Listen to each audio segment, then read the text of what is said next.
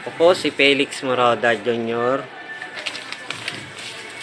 operator ng DTF Honjet dito sa Robinsons Branch. Nagagamit naman ito araw-araw at may total na 57 meters kaming nairan dito. Ito po ang printer head. Ang huling palit po ng heads ay noong October last year, 2023. Ito po ang capping. Basta may 80% pa naman tong good condition.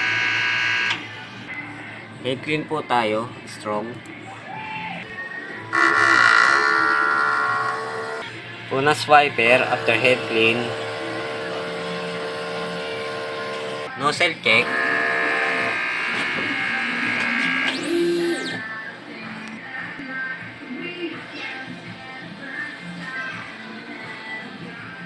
Ang ink system namin ay tama lang. Greasing tank na rinis every Friday. Ground wire. Ito naman po ang mga used ink.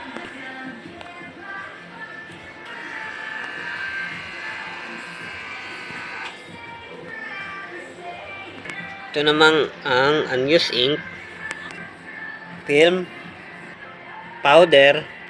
Ito naman po yung nagamit sa Sayan, 30 cm film, cleaning solution, yellow,